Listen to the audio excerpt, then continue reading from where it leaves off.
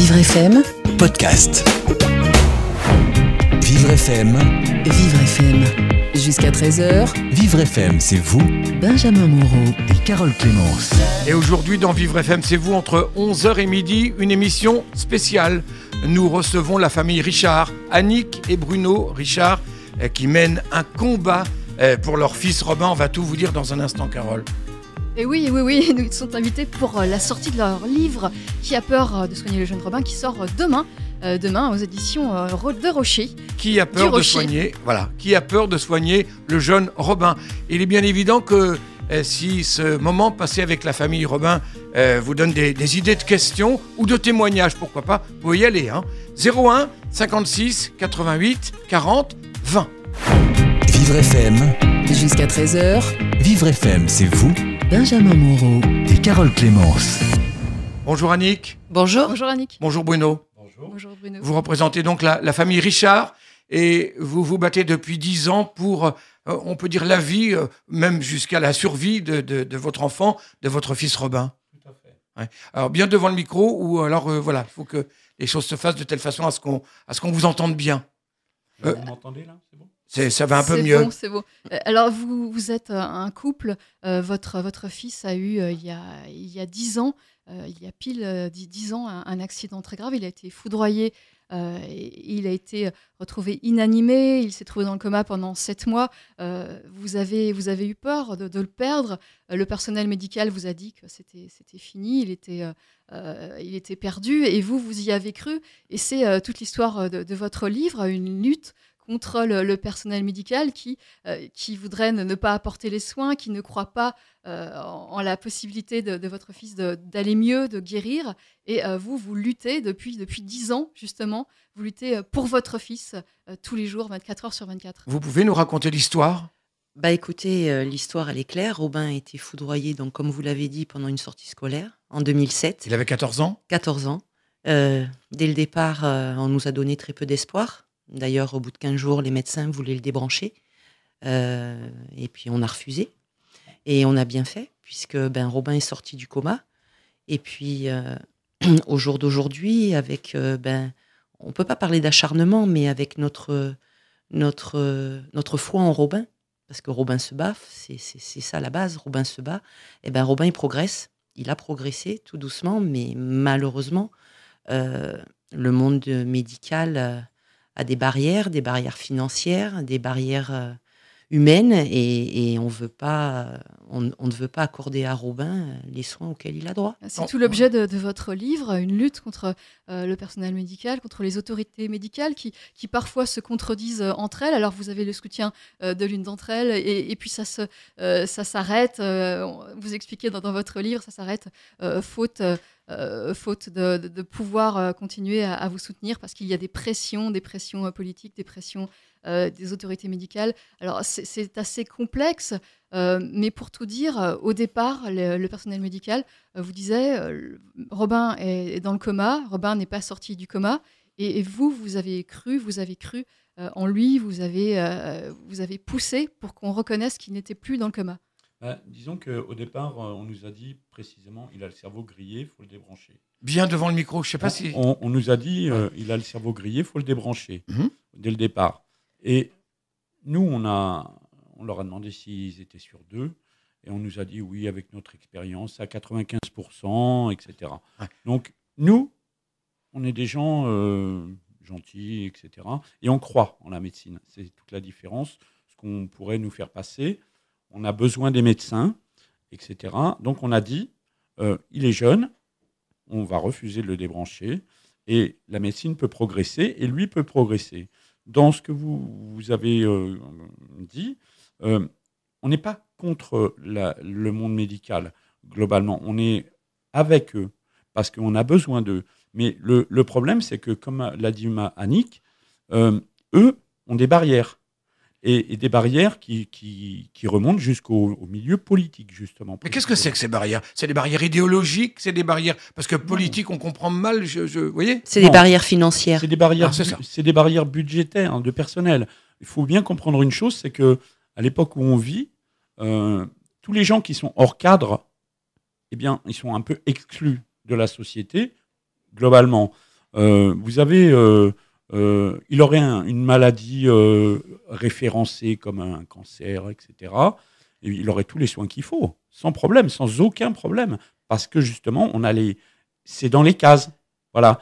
Arrive un problème comme notre enfant, même d'autres personnes, hein, ça concerne notre enfant, mais ça peut concerner d'autres personnes qui sont hors cadre. Eh bien, là, il faut, dans le cas de notre fils, il faut engager des moyens personnels et on n'est pas dans les bonnes cases. Dans les clous. Voilà. Vous n'êtes pas dans les clous. Voilà, c'est ça. Et comment, excusez-moi Benjamin, mais comment définir justement l'état de votre fils? Qu'est-ce qu'il a exactement? Pour eux, notre fils est en état végétatif. Mais il comprend 2 langues quand même. Il arrive à écrire son prénom, il tient debout. Ah oui. Donc, il y a quand même une certaine incohérence que certains médecins nous disent eux-mêmes en off. Mais ils ne l'écrivent pas. Certaines infirmières viennent... Viens devant le micro, Bruno. Je peux pas... Il ne peut pas faire plus là. Ah bon, bah là, je le mange. D'accord. Le problème, c'est certaines personnes nous disent certaines choses en off, mais ils ne l'écrivent pas. Voilà. Oui. Est-ce que finalement les autorités médicales, elles n'ont pas peur aussi de l'échec? Est-ce que finalement, comme c'est quelque chose qui leur échappe, vous savez, parfois vous allez, alors évidemment c'est un peu plus léger ce que je veux dire, mais parfois vous allez voir un médecin, vous lui dites j'ai mal à la tête et il va vous dire comme il ne trouve pas, il va vous dire c'est psychologique. Vous voyez ce que je veux dire? Est-ce qu'il n'y a pas de cet ordre-là aussi? C'est une phrase qu'on emploie souvent quand vous allez chez le médecin, parce que vous avez un peu de fièvre, un peu le rhume, on vous dit oh c'est viral. Les patients comme Robin, c'est simple, on dit oh c'est neurologique. Ouais. Comme ça englobe plein de choses. Et puis sur le fond, on traite pas le problème. Et c'est plus facile. Et c'est plus facile. Et non seulement c'est plus facile, mais en disant c'est neurologique, en disant que Robin est en état végétatif, ça permet secondairement de dire pas de rééducation. Ouais. Bruno, vous allez changer de micro parce que c'est énervant, on vous entend pas bien. On vous entend quand même, hein, mais on vous entend pas bien. Mais il faut que vous changiez de micro parce que c'est insupportable. Et donc, Annick, Oui. pour reprendre ce que disait Bruno, votre fils, il est tout à fait en état de comprendre, tout à fait en état d'entendre. Écoutez, j'invite les gens qui pourraient se poser des questions à aller sur le site de notre association Robin Richard, où il y a des vidéos de ce que Robin est capable de faire. À savoir qu'au jour d'aujourd'hui, Robin, il se manifeste par plein de moyens. Il rigole, il pleure, il regarde la télé, il fait des blagues. Et voilà, il est bien là, quoi. Il parle un peu ou pas? Non, au jour d'aujourd'hui, il ne peut pas parler parce qu'il a justement un problème à la mâchoire. Parce que quand il a été... Oui, il doit être opéré. Voilà, il a été impacté, il a crié et la bouche s'est figée, tétanisée. Et comme il était en pleine croissance, ça a poussé un peu n'importe comment. Alors c'est vrai qu'on n'a pas tout dit, il a été foudroyé, mais je ne sais plus, le voltage, c'est énorme hein, ce qu'il a pris. Une explosion qu'on a entendue à 20 km, pardon. Il a pris sur la tête à 14 ans, il a pris entre 400 000 et 2 millions, voire 100 millions de volts. Il a pris la chaleur de la foudre, comme nous l'a indiqué Météo France, est autour de 30 000 degrés. En rapport, la lave d'un volcan, c'est 2000 degrés. C'est plus que 10 fois plus. Et donc, c'est énorme. Voilà. C'est un vrai miraculé. Hein. C'est ça, c'est un miraculé. Et non seulement c'est un miraculé, mais il a réussi à sortir du coma au bout de 8 mois, alors qu'on nous avait dit carrément l'inverse. Et non seulement ça, mais en plus, il progresse. C'est ça qui est rageant, en fait. C'est qu'il y a quelqu'un un jour qui a donné une image de Robin qui est tout à fait ça. C'est qu'il dit, voilà, Robin, il est au fond d'un trou et il y a une corde qui pend. Mais en haut, il n'y a personne pour tirer sur la corde, pour l'aider à sortir. C'est exactement ça. Annick, Bruno, on va vous retrouver dans un instant, évidemment. On va continuer de parler de Robin. On va continuer de parler de votre combat. On va le faire après une pause sur Vivre FM. Jusqu'à 13h, Vivre FM, c'est vous Benjamin Moreau. et Carole Clémence. Et nous sommes toujours avec la famille Richard, représentée par Annick et Bruno, et qui mènent un combat pour le mieux-être, je ne sais pas comment on peut dire, pour la vie, tout simplement, hein, de leur fils Robin. C'est ainsi qu'on peut dire ça? Oui. La vie, oui, pour qu'il aille mieux. Pour que des soins adaptés soient mis en place, puisque vous réclamez justement une rééducation, des séances de kiné qui ne vous sont pas accordées. Absolument. Absolument. Pour qu'il puisse rentrer à sa maison dans de meilleures conditions. Voilà. Il sait votre combat, malgré tout, vous arrivez à communiquer un peu avec lui et lui dire on fait tout ce qui est en notre pouvoir pour faire avancer pour faire bouger les lignes. Tout à fait, parce qu'on ne cache rien à Robin, on lui dit tout. tout ce qui se passe. On lui dit de nous de faire confiance, on lui dit des fois de pas trop écouter ce qu'il entend autour de lui, parce qu'il en est bien conscient. Et voilà, il nous fait comprendre, on lui demande de bouger la tête ou de cligner des yeux pour voir s'il a compris. Et on a toujours des réponses. Alors vous avez un système particulier justement pour prouver aux gens qu'il comprend bien ce que vous lui dites. Vous écrivez des questions par écrit, et il doit y répondre en bougeant, en faisant certains mouvements, des opérations de calcul par exemple. Absolument, on fait des multiplications, on fait des divisions, des soustractions, des additions. On lui demande de, par exemple, je vais vous donner un exemple, 2 fois 8. Dans le texte, j'écris si 2 fois 8 égale 16, ferme tes yeux, mais si 2 fois 8 égale 20, bouge ta jambe gauche. D'accord. Voilà, j'essaye de lui, on essaye, quand je dis je, c'est on essaye de lui poser des questions, mais on ne doit pas le mettre en échec. On doit toujours lui donner la possibilité d'avoir plusieurs réponses. Donc, pour le oui et le non, on lui fait fermer les yeux, incliner la tête ou serrer les mains. Pour tourner la tête, pour dire non, c'est-à-dire qu'on lui demande de faire une grimace ou de tourner la tête pour dire non, comme tout le monde. Ce qui prouve qu'il comprend bien ça les fonctionne. instructions écrites. Bien sûr que ça fonctionne. Absolument, mais faut bien. D'ailleurs, sur le site de l'association, il y a des vidéos. On lui écrit des messages en anglais. Il a appris l'anglais, il avait 13 ans. Quand même, c'est l'anglais scolaire. Des messages simples. Il fait ce qu'on lui demande. Et par écrit aussi. Par contre, Voilà. il faut bien savoir aussi, c'est que Robin est toujours en souffrance. Voilà, notamment par l'inactivité de son corps, par des douleurs multiples. Souffrance physique, oui. Voilà, et Par le que manque de soins. des fois il répond pas parce qu'il peut pas répondre. C'est des fois ce qu'on essaye d'expliquer aux médecins, mais parce qu'il est en souffrance. Et vous savez, quelqu'un qui a mal 24 heures sur 24, après c'est dans sa tête et il pense qu'à ça. Donc le but aussi, notre fonction aussi à nous, c'est quand on arrive, c'est d'essayer de lui changer les idées pour essayer un petit peu de le concentrer sur autre chose que cette douleur au quotidien. Parce que justement, il n'y a rien pour apaiser ces douleurs physiques, parce qu'on les comprend, on les entend, ces douleurs physiques, et puis effectivement, il n'y a rien, il n'y a pas de médicaments, il n'y a pas de posologie faite pour ça. Si, il y en a, mais c'est aussi non productif, c'est-à-dire que vous allez donner un médicament à quelqu'un pour soulager ses douleurs, ça va l'endormir. Et ça va le constiper, par exemple. Ça va le constiper. Il y a Donc, toujours des... Voilà. Bon, c'est sûr que quand il est en extrême souffrance, on fait appel à ces médicaments. Mais des fois, il suffit juste de le prendre, de le bouger un peu, de le sortir. De lui raconter des bêtises, des histoires, de lui donner des nouvelles. Voilà. Voilà. Imaginez-vous dans un fauteuil pendant 24 heures et on vous interdit de ne bouger que ne serait-ce qu'un orteil. Vous disiez pendant un moment dans un hôpital, je ne sais plus lequel, mais on le sortait à 16h, on le sortait du lit à 16h et on le remettait dans le lit à 17h. Oui. Ouais, c'était tout est début à Marseille. Oui, c'était bon, des principes comme Voilà. ça. Il ne fallait pas donner à manger à quelqu'un en position allongée, assise. Donc Assise. voilà, plein de... Vous avez justement changé beaucoup d'établissements. Robin a parcouru la France, il a commencé à Marseille, il est passé à Paris, il a bougé en Île-de-France parce qu'aucun établissement ne convient, aucun établissement n'avait les soins spécifiques C'est pour pas lui. ne convient, c'est pas ça. C'est ne peut mettre en place un protocole de rééducation qui a été quand même arrêté au ministère de la Santé fin 2014. C'est ça, on ne lui prodiguait pas les soins qui pourtant étaient prévus. Il y a eu un moment, il y a eu des protocoles de prévus qui n'ont pas été mis en place. Tout à fait. Puisque vous êtes intervenu auprès des ministres, vous êtes intervenu auprès des différents ministres depuis 10 ans. Alors certains étaient plus à l'écoute, d'autres Xavier moins. Bertrand, par exemple, d'autres moins, comme Marisol Touraine. Oui. Et vous aviez des recommandations, des pressions politiques auprès de certains médecins, auprès de certains responsables de centres de rééducation. Et malgré ça, vous n'aviez toujours pas le bon traitement, la bonne application du bon protocole. Il faut bien comprendre, c'est que en France, il y a des standards de rééducation. Ces standards-là sont liés à un budget et sont liés à un nombre de personnel. C'est 1 heure de kiné par jour et par patient en moyenne. Voilà, arrive un patient comme notre enfant qui a besoin de beaucoup plus en termes de paramédicaux, kinés, etc.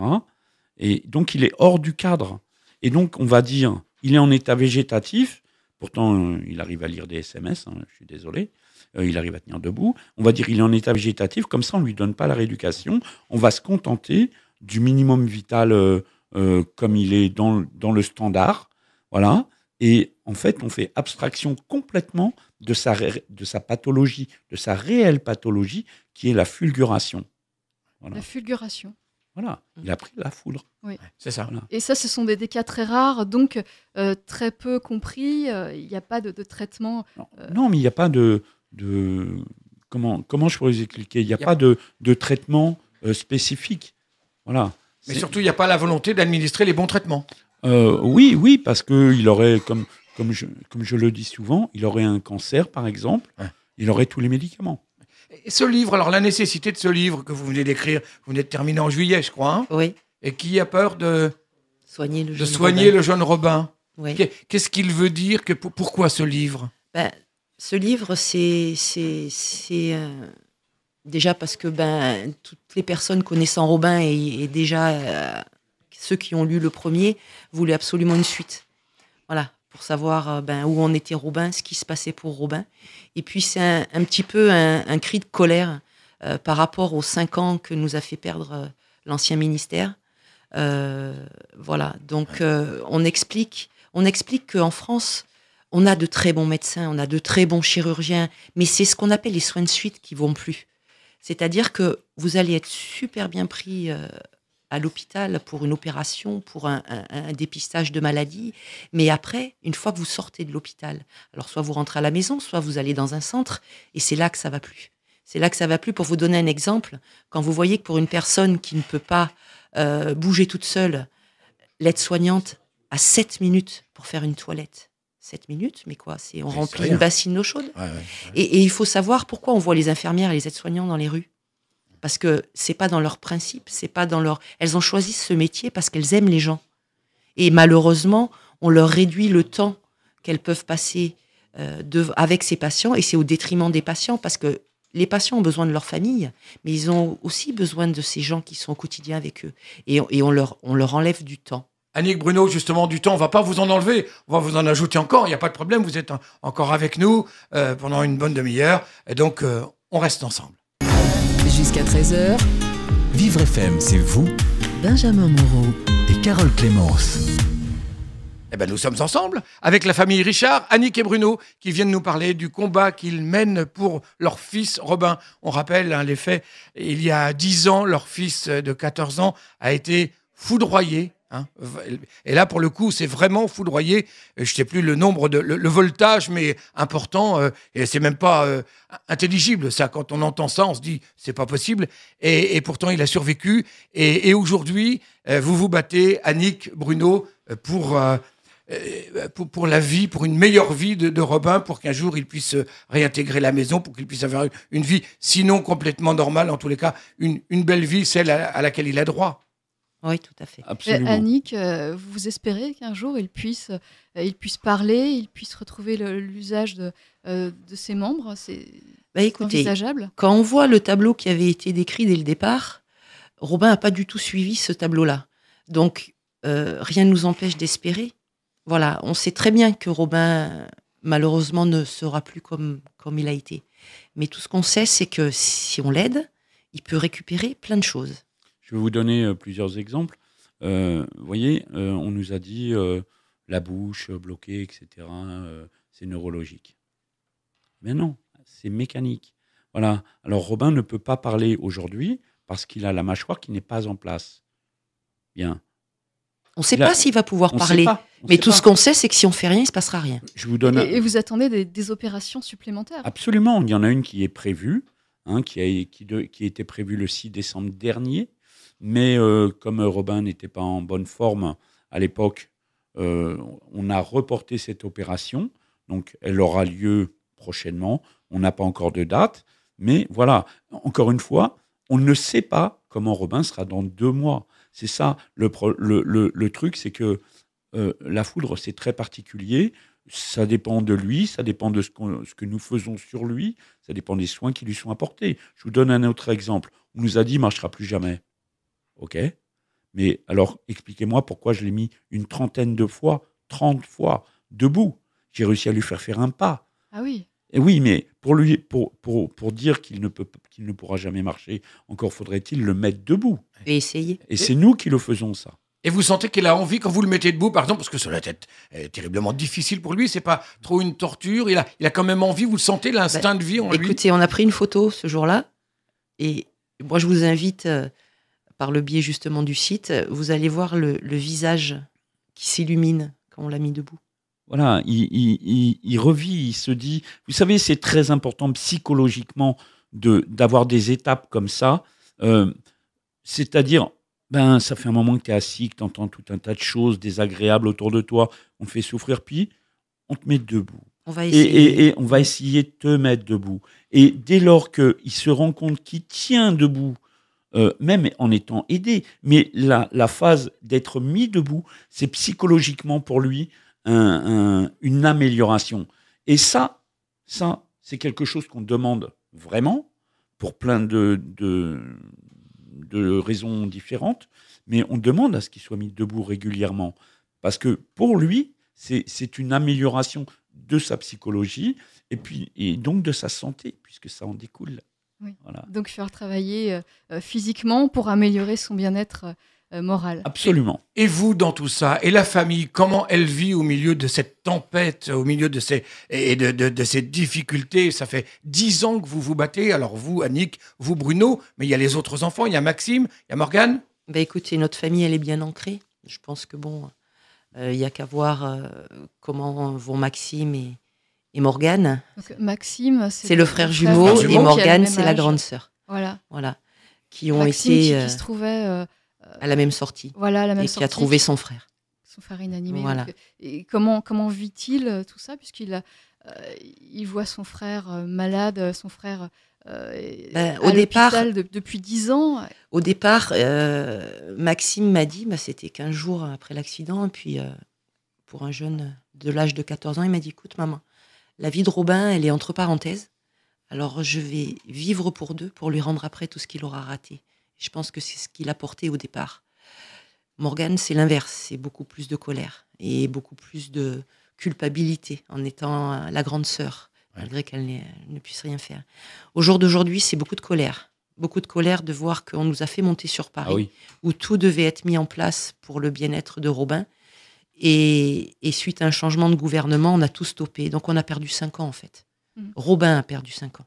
Mais depuis 10 ans, vous vous dévouez tous les deux, tous les jours, justement, aux soins de Robin. Vous allez le voir quotidiennement, et c'est-à-dire que vous ne travaillez plus, vous avez abandonné vos activités professionnelles? Oui, c'est un choix. C'est un choix.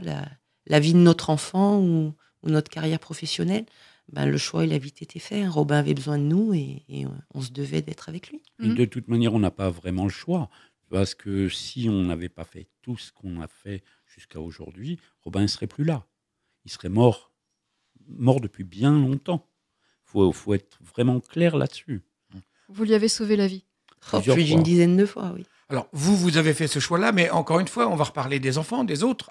Maxime, Morgane, comment le voit-il aujourd'hui? Comment voit-il la façon dont vous menez, j'allais dire, la barque il faut bien savoir qu'on est présent pour Robin, mais on s'est toujours aussi posé pour être présent pour Maxime et Morgane.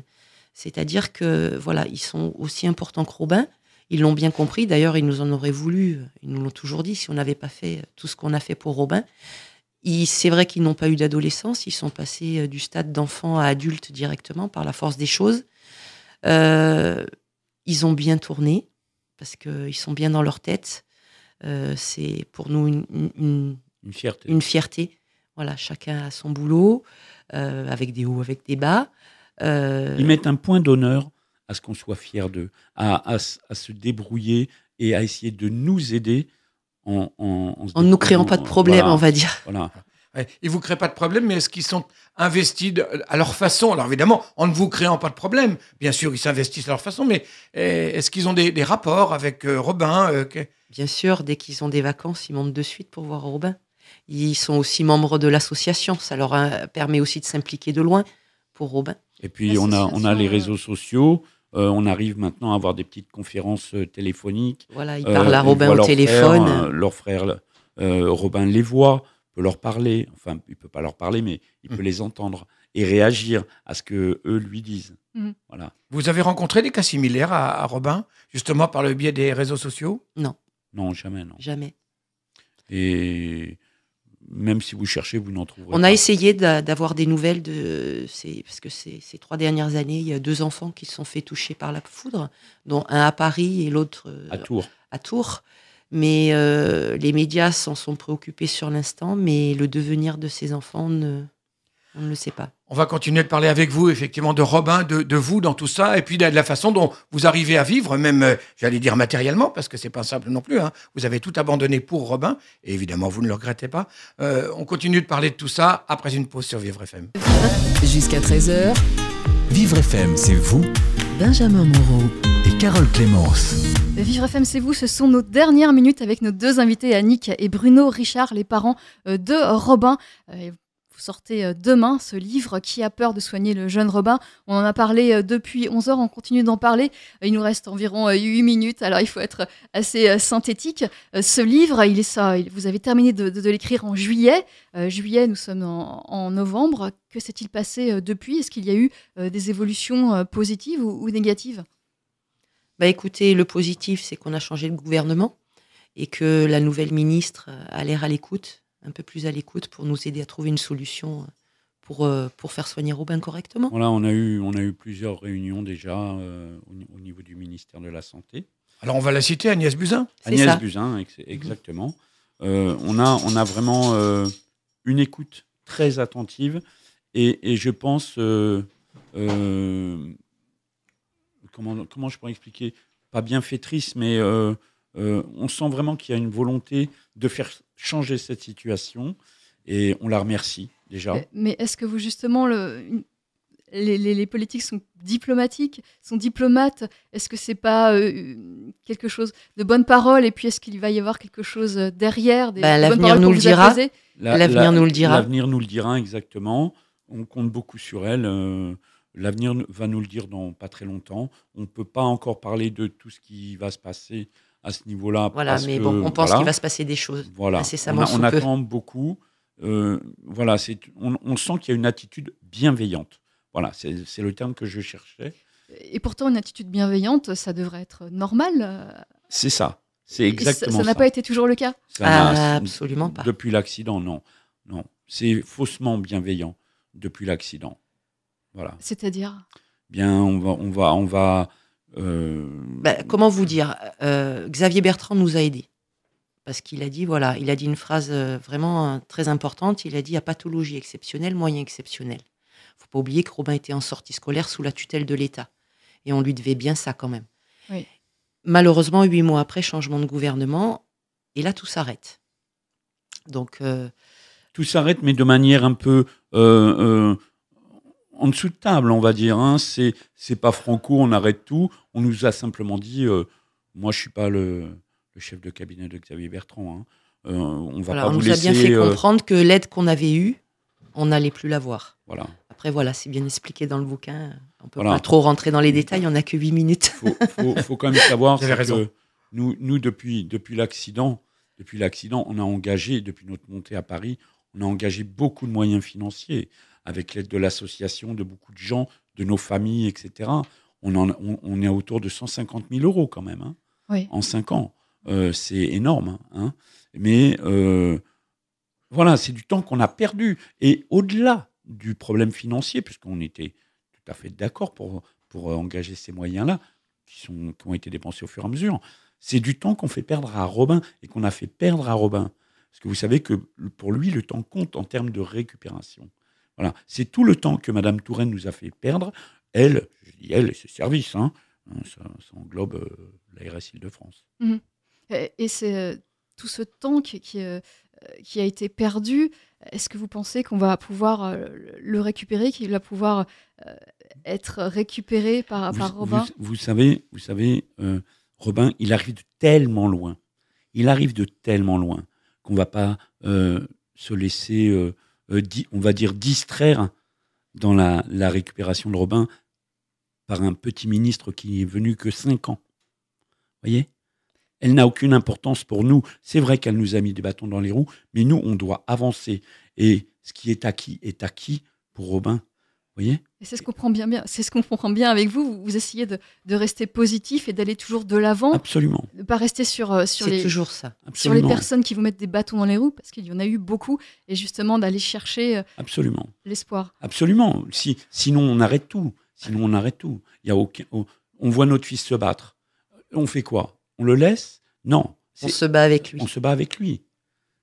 On ne peut pas s'arrêter. Et vous n'êtes pas tout seul, puisque vous avez créé L'association Robin Richard, une association qui vous soutient, mais alors financièrement, mais aussi, ce sont des Moralement. personnes qui vous aident au jour le Oui. jour. Mais en fait, l'association Robin Richard, c'est une association qui a été créée pour nous aider. Pour Et aider c'est Robin pas et nous sa qui l'avons famille. créé. C'est la nuance.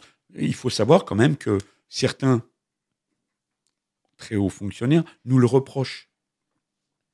Nous reprochent d'avoir le site de l'association. C'est pas nous. C'est l'association Robin Richard qui est. Nous, on les informe. On fait pas des interviews, on les tient au courant. Ça va jusqu'au reproche. Ah Voilà. oui, Ça bah va- oui, parce ça qu'on va plus on loin que ça rapporte même. des vérités et la vérité dérange. On nous a même, sous le gouvernement Touraine, d'ailleurs on le raconte dans le livre, on nous a même menacé de nous retirer la tutelle de Robin si on ne se taisait pas. Et j'en passe. Et si, voilà. Et j'en passe. Faut vraiment Ça y prendre est. la hauteur de ce que on nous fait subir à nous. Et par derrière, tout ce qu'on fait subir à Robin, c'est vraiment, quand vous voyez votre enfant pleurer tous les jours, parce qu'il a un problème de traitement, de soins, etc., non adapté, et qu'il a été mis sciemment dans tel établissement pour nous éloigner, on va dire, de Paris, des médias, de la possibilité de refaire des grèves de la faim, etc., c'est grave, c'est extrêmement grave.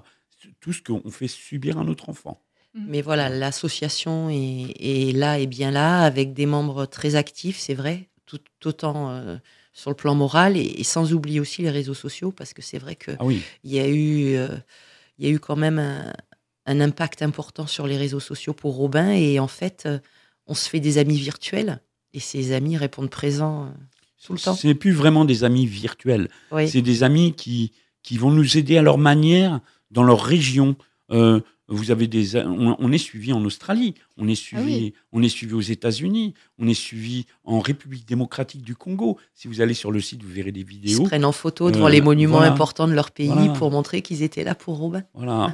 C'est magnifique. Ouais, Oui, hein, ouais, ouais. Robin est connu à travers le monde entier. C'est triste parce que c'est une histoire, mais malgré tout, c'est remarquable. Mais encore une fois, tout ça, il a fallu qu'on travaille beaucoup, ma femme et moi, sur tous les plans, sans s'éparpiller, les réseaux sociaux, Twitter, Facebook, etc., sans s'éparpiller, avec un point central qui est Robin, et on doit être toujours présent à ses côtés chaque jour. Et il ne faut pas que le couple lâche à ce moment-là. Hein. Il faut être bien soudés les uns avec les autres, hein, l'un avec l'autre. Mais On est complémentaires. Ouais. Hélas, on n'a plus beaucoup le temps. Malheureusement, on va devoir se quitter. Annick Bruno, on rappelle tout de même le titre du livre. Mais qui a peur de soigner le jeune Robin? C'est aux éditions du Rocher? Oui. C'est ça. C'est ça. Et on peut le trouver partout? à Bah partir oui, d'aujourd'hui et moi, à partir de samedi, j'attaque un peu les séances de dédicaces. Et bien. vous serez où samedi? Samedi 11 novembre, en plus c'est le jour de mon anniversaire, je Voilà. serai au Géant Casino de Plan de Campagne. D'accord. Eh ben, Bon anniversaire, je prie. Annick. Et Merci. pour information, 28 ans de mariage. Ah, Bravo. Courage à vous, courage à Robin. Merci, Évidemment. merci à vous. Merci merci à à vous. vous deux. Merci.